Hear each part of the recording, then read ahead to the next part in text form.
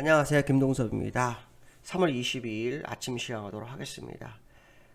지난주 뉴욕 시장은요, 혼조세로 마감하였습니다. 아시겠지만 다우는 하락했죠. 나스닥은 상승했습니다. 국채금리가 오르면 일반적으로 다우는 상승했었는데 하락하는 모습이었어요. 거기에는 은행주들이 그 시장을 하락으로 주도하는 그런 모습이었죠. 아시겠지만 미국 시장에는 두 가지 이슈가 있었다고 합니다. 하나는 SLR 그 면제 조치 연장 안 한다라는 거 하나고요. 미중 첫 고위 회담 갈등에 대한 부분입니다.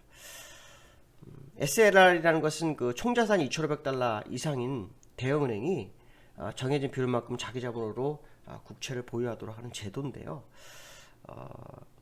팬데믹 초기에 금융시장이 혼돈에 빠진 적이 있어요. 그때 은행이 보유한 국채하고요, 지급준비금이 필요한 그러니까 지급준비금은 그 자기자본 산출 대상에서 한시적으로 제외를 한 거예요.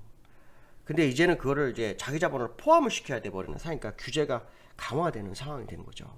그렇게 되면 결국 그 국채 가지고 있는 국채의 일부를 시장에 내놔야 되는 그런 상황이죠. 그러면 이게 대형원들이 가지고 국채가 얼마냐, 한 6천억 불 정도 되는 걸로 제가 알고 있어요. 정확하게는 모르겠습니다. 그 정도 제가 그러니까 뉴스로는 그렇게 확인을 했는데, 그게 이제 시장에 나오게 되면 국채금리는 올라갈 수밖에 없죠. 연준이 어떤 생각을 갖고 있는지는 잘 모르겠습니다.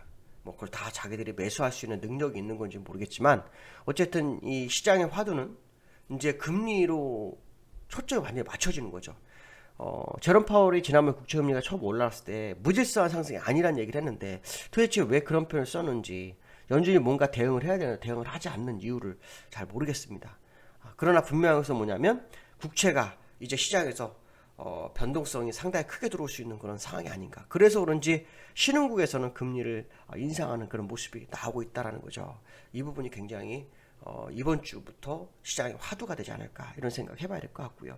특히 미중 첫 고위 회담이 있었는데 갈등이 장난이 아니었다고 합니다. 회담 초기부터 이 험악한 분위기가 연출되고 있다고 하는데요. 이렇게 되면 시장이 불확실성이 굉장히 커지는 그런 상황이 아닐까, 뭐 이런 생각 해봐야 되겠죠. 자, 기술적으로 좀 보시면 다우는 지난주 주봉이 음봉이었어요. 비석형에 가깝죠, 거의. 그럼 이렇게 되면 이제 두 가지밖에 없습니다, 방향이. 일반적으로 십자 도지나 비석형 추세 반전인 경우가 꽤 있잖아요. 그래서 추세 반전이라고 한다면 그 전주의 양봉, 장대 양봉을 음봉으로 메워줘야 될 거고요. 만약 상승을 연장시킬 거라 그러면 이 음봉을 메워주는 양봉으로 가는 방법밖에 없습니다. 물론 옆으로 횡보하는 경우도 있지만 대부분 경우에는 이 십자 도지가, 그러니까 이 비석형이 굉장히 부담이 되는 거거든요. 그래서 이 비석형을 해결하기 위해서 방향을 만들어 갈 거다. 그럼 이번 주가 만약에 하락 쪽이라 그러면 장대 음봉 쪽으로 흘러갈 확률이 높고, 상승 쪽이라 그러면 이 음봉을 빠르게 메우는 장대 양봉이 출현할 수 있다. 뭐 이런 생각 해봐야 될 것 같고요. 그 다음에 이제 나스닥에, 이거 다우고 나스닥을 한번 볼게요. 나스닥 같은 경우는 그 5주선을 회복하려다가 5주선 맞고 십자 도지를 끝났어요. 그러니까 미국 이 나스닥도 지금 방향성이 굉장히 어설퍼진 상황이 된 거라는 거죠.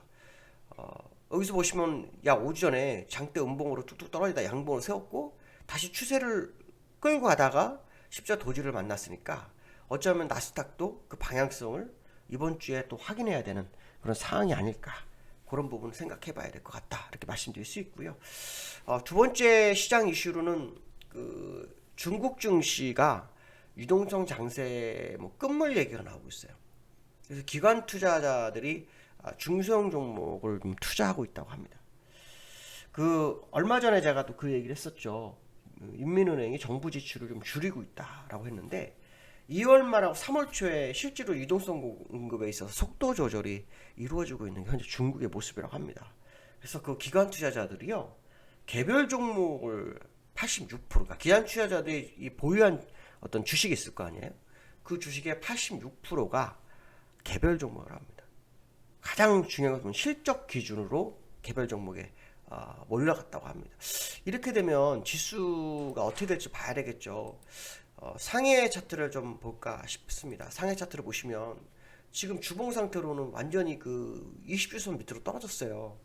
5주 연속으로 음봉이고요. 20주 밑으로 떨어졌어요. 그러니까 전주에는 아랫꼬리가 생겨서 20주를 회복하려는 그 상해 종합 차트가 있었는데 지난주에 결국 떨어진 상태예요. 그래서 지금 5주선이 우하향되고 있거든요. 그럼 5주선과 20주선이 데드 크로스가 날 소지가 굉장히 커지고 있는 지금 시장의 모습이 미국 시장의 모습이 아닐까라는 생각을 해봐야 됩니다. 그러면 이 상황이라 그러면 어떤 생각을 해봐야 될까요? 아까 말씀한 것처럼 중소형주 쪽으로 시장이 움직인다면 시장은 일단 지수하고는 저는 약간 그 갭이 생기는 상황이 될 수 있다라 생각한다면 어쩌면 이 음봉 5개가 의미하는 것은 5주선과 20주선이 대대로 가는, 그래서 지난번 저점 밑으로 지난번 요 추세 전 여점이 3220이었어요. 그러니까 그로 중국 시장도 흘러가는 그런 과정이 아닐까 뭐 이런 생각을 해보는 차트의 모습이다라는 생각 해봐야 될 것 같고요. 세 번째로는 박스피 주범이 연기금이다 뭐 이런 얘기가 좀 나오고 있어요. 근데 사실 이 박스피 연기금은 박스피의 주범이 꼭 연기금 하나만 짚을 수는 없지만 기관 투자에서는 만들 수 있죠. 기관 투자에서. 왜냐하면 이 올해 그러니까 12월 1월부터 봐야 되겠죠. 원래 근데 그 외국인 선물이 매도한 게 12월 28일이기 때문에 사실 12월 28일부터 보는 게 더 정확합니다. 그래봐야 뭐 거래일수 하루 이틀밖에 안 되잖아요. 그거를 보면 기관이 27조를 팔았어요. 거기서 지금 연기금 14조 8천억을 팔았고요. 외국인 7조 2천억 팔았어요. 그러니까 연기금이 전체 기관 중에서 제일 많이 팔은 거죠. 그렇죠? 왜냐하면 금융투자가 3조를 팔았고 보험이 2조를 팔았고 투신이 3조를 팔았고 사모가 1조 9천억을 팔았어요. 그렇죠? 그러니까 연기금이 기관 투자자들 사이에서는 기관 투자자에서는 맞죠. 주범이 될 수 있죠. 근데 이제 연기금 입장에서는 이런 얘기를 할 수 있죠. 안정적인 기금 운용이다. 뭐 이런 식으로 얘기를 하고 있다고 합니다. 어쨌든 개인 투자자들은 그냥 분노를 표출하고 있는 것이 사실인데 연기금은 자기가 주식을 보유해야 될 비율이라는 게 있어요. 16.8%. 그러니까 지금도 15조 정도가 더 나와야 되는 그런 상황이다라고 보시면 될 것 같고, 사실은 연기금도 중요했지만 외국인 영향은 굉장히 컸죠. 왜냐하면 외국인이 7조 2천억밖에 안 팔았어요. 사실은. 근데 7조 2천억밖에 안 팔았는데 이 7조 2천억 외에 선물이 7조가 나왔어요. 이 얘기가 되게 중요한 이유가 뭐냐면 작년에 외국인들이 현물을 팔면서 선물을 10조를 샀어요. 10개월 동안. 그러니까 지금 외국인들 선물 매도가 사실 어떻게 보면 연기금의 매도를 유도한 걸 수도 있다는 거죠.